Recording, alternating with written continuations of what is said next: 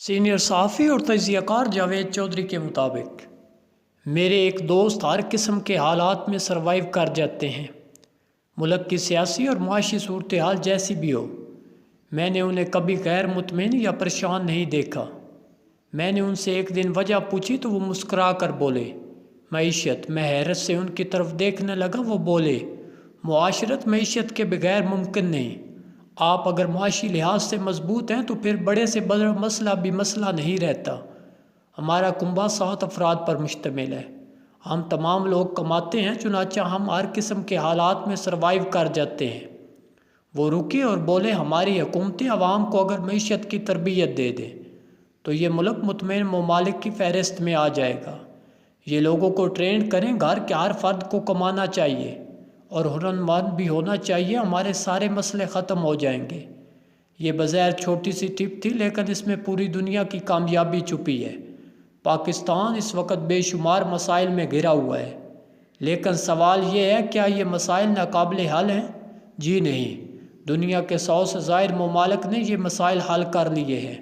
ہم بھی اگر کوشش کریں تو ہم بھی ان مسائل سے نکل سکتے ہیں۔ معیشت کے بغیر نہ ہی فرد چل سکتا ہے اور نہ ہی معاشرہ۔ لہٰذا معاشی خوشحالی ہماری پہلی ترجیح ہونی چاہیے۔ خوشحالی کے لیے ہمیں انفرادی اور قومی دونوں سطحوں پر کام کرنا ہوگا۔ میں پہلے انفرادی حل تجویز کرتا ہوں۔ آپ یورپ، امریکہ اور مشرق بعید کے ترقی یافتہ ممالک کو اسٹڈی کیجیے۔ وہاں والدین اس وقت تک بچے کے نان نفقے کے ذمہ دار ہوتے ہیں جب تک اس کی جیب میں شناختی کارڈ نہیں آ جاتا۔ امریکہ اور یورپ میں ٹیکسی ڈرائیور کا بچہ ہو یا پھر وہ کسی ارب پتی شاہی خاندان سے تعلق رکھتا ہو، وہ جانتا ہے میں جس دن جوان ہو جاؤں گا مجھے اپنی پاکٹ منی، اپنی رہائش اور اپنی سواری کا خود بندوبست کرنا ہوگا۔ چنانچہ یہ بچے جوان ہونے سے پہلے ہی پارٹ ٹائم کام شروع کر دیتے ہیں۔ میں یورپ کے ایسے بے شمار گھروں میں گیا جن میں جوان بچے اپنے ہی والدین کے ہاں پیئنگ گیسٹ تھے۔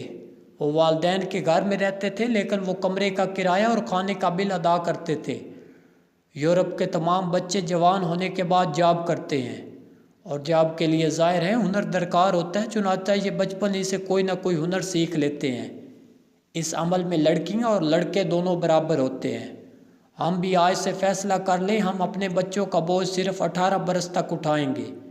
یہ اس کے بعد خود کمائیں گے۔ بچیاں گھروں میں رہ کر کوئی نہ کوئی ایسا کام کریں گی جس سے یہ اپنا اور خاندان کا معاشی بوجھ اٹھا سکیں گے۔ بچے پڑھائی کے ساتھ ساتھ کوئی ہلکی پھلکی جاب کریں یا کوئی چھوٹا موٹا بزنس کریں۔ اس سے بچوں میں اعتماد پیدا ہوگا، انہیں جاب کرنے کی ٹریننگ بھی ملے گی، انہیں پیسے کی اہمیت کا اندازہ بھی ہوگا، خاندان پر معاشی دباؤ بھی کم ہوگا، معاشرے میں نئی جابز بھی نکلیں گی۔ ہم اور ہمارے بچے صرف جاب کے لیے تعلیم حاصل کرتے ہیں۔ ہم سمجھتے ہیں ہم پڑھے لکھیں گے اور بڑے عہدوں پر جائیں گے۔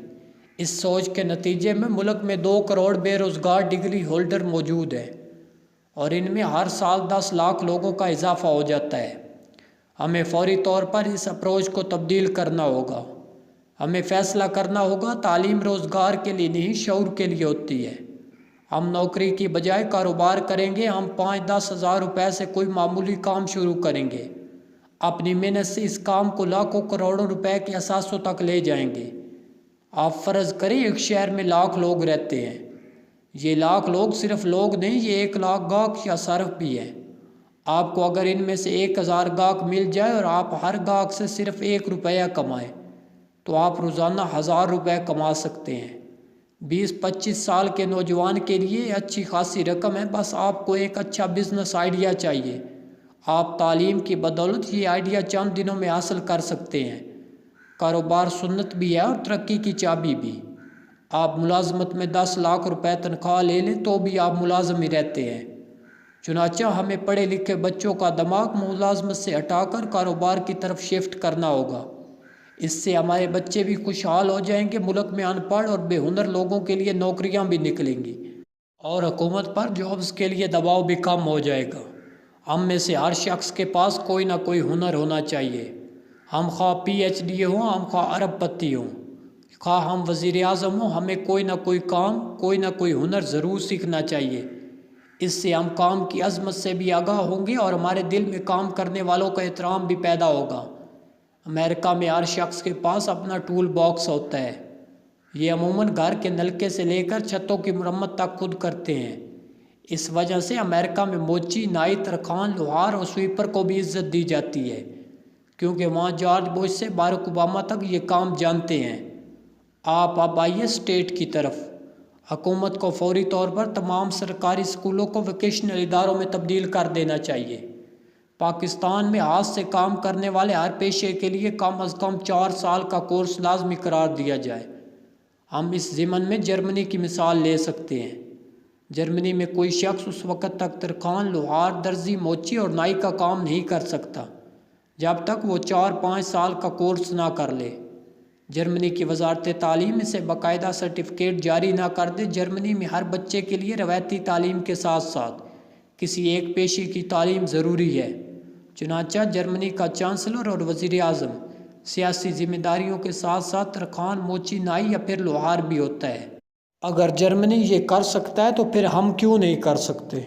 حکومت پاکستان آج سے قانون بنا دے، ملک میں تمام پیشوں سے منسلک 35 سال سے کم عمر ہنرمند ووکیشنل اداروں سے تعلیم حاصل کریں گے۔ ان لوگوں کو 5 سال دیے جائیں گے۔ ان میں سے جو شخص کورس کر لے اسے کام جاری رکھنے کی اجازت دی جائے، اور جو نہ کرے اس پر پابندی بھی لگا دی جائے، اسے سخت ترین سزا بھی دی جائے۔ حکومت بے روزگار نوجوانوں اور بچوں کو دن کے وقت ووکیشنل ٹریننگ دے اور برسر روزگار کے لیے شام اور رات کی کلاس سے شروع کرے۔ انہیں ووکیشنل ٹریننگ کے ساتھ ساتھ انگریزی، اردو اور ریاضی کی ابتدائی تعلیم بھی دی جائے۔